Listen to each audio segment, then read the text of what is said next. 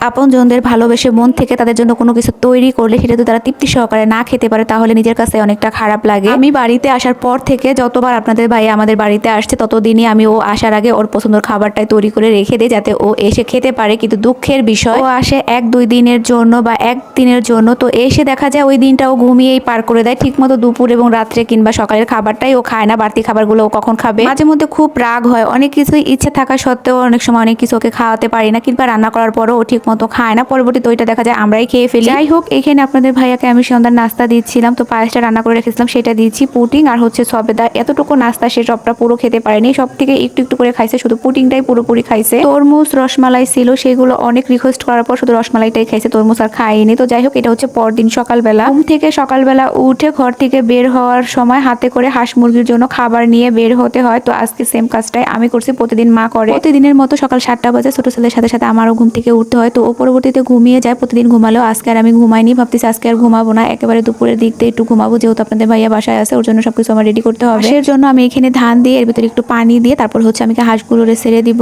ওরা ওদের ঘর থেকে বের হয়ে খাবারটা খেয়ে তারপরে হচ্ছে ওরা বাড়ি থেকে নেমে পুকুরে চলে যায়। তো আমি এখানে ওদের ঘরের কাছে চলে আসছি, এখন ঢাকনাটা সরিয়ে দেবো সবগুলো বের হওয়ার জন্য। হাঁসের ঘরে ঢাকনা খুলে দেখি মা আগেই হাঁসগুলো ছেড়ে দিচ্ছে, শুধু মুরগিগুলো ছিল সেগুলো বের করে দিয়ে এখানে ডিম ছিল, ডিমগুলো আমি বের করে নিচ্ছিলাম। প্রতিদিনই আমাদের বাড়িতে এরকম হাঁস মুরগি ডিম পেড়ে রেখে দেয়, পরবর্তীতে মা বের করে অনেকটা জমি একসাথে তারপরে বিক্রি করে। এক সাইডে হাঁসের ডিম পারছে আর এক সাইডে হচ্ছে মুরগিতে ডিম পারছে, তো সবগুলো ডিমই আমি বের করে নিচ্ছিলাম। হাঁসের ডিমের সাথে একটু ময়লা লেগেছিল, সবগুলো ডিমই আমি এখানে বের করে নিচ্ছি। এখন মুরগির ডিমটা হচ্ছে সরিয়ে রেখে আর হাঁসের ডিমগুলো আমি ধুয়ে দিব। মুরগির ডিম ধোয়া যাবে না, কারণ এগুলো তা দিবে বাচ্চা ওঠানোর জন্য, পানি লাগলে নাকি আর বাচ্চা উঠে না। তো যাই হোক, এরপরে আরেকটা যে মুরগির ঘর আছে এর ভিতরে ছোট ছোট মুরগিগুলো থাকে, তো এই ঘরটাও খুলে দিলাম। এর ভিতরে একটা মুরগিও ছাড়া হয়নি, আর ওর ভিতরে যে মুরগিগুলো ছিল সেখান থেকে হাঁসগুলো বের করে দিয়ে আর মুরগিগুলো রেখে দিয়েছিল ডিম পাড়ার জন্য। তো যাই হোক, সব মুরগিগুলো আমি ছেড়ে দিয়ে তারপর রুমে চলে আসছি ডিমগুলো নিয়ে। দেখেন এখানে কতগুলো ডিম জমে গেছে। 2-3 দিন হয়ে গেলে এই খাসিটা একদম ভরে যায়, এর আগে ভরে গেছিল, এগুলো বিক্রি করে দিচ্ছে, এখানে আবার জমতেছে। ডিমগুলো রেখে দিয়ে এখানে ছেলেকে নিয়ে আসছি ওর দাঁত ব্রাশ করে মুখটা ধুয়ে দিতে। ওকে এখনো নাস্তা খাওয়ানো হয়নি, সেই সকাল 7টা বাজে উঠছে, এখন পর্যন্ত সে ফোনই দেখতেছিল। তো আমি যতক্ষণ পর্যন্ত তাকে নাস্তা না খাইয়ে দেবো দাঁত ব্রাশ করে তখন পর্যন্ত সে ঠিক মতো কোনো কিছু খাবেই না। তাছাড়া তার বাবা আসছে, মোবাইল পেয়ে তো কোনো কথাই নেই। দাঁতটা ব্রাশ করা শেষ করে এখন ওর মুখটা আমি ভালোভাবে ধুয়ে ওয়াশ করে দিব।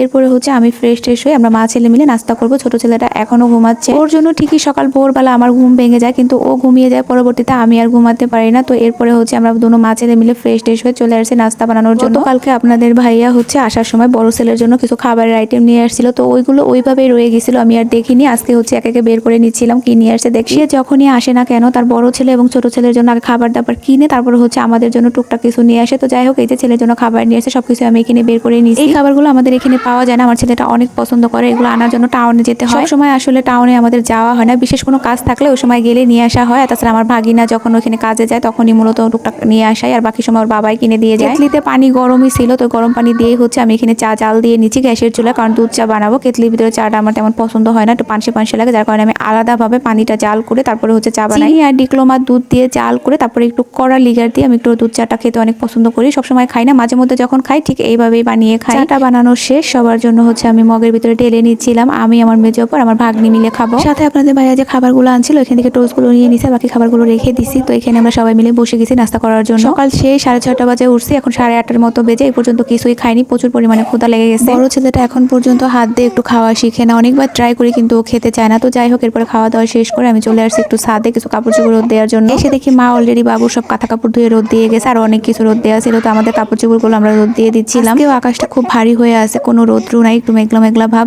কবুতরগুলো উড়ে যায়।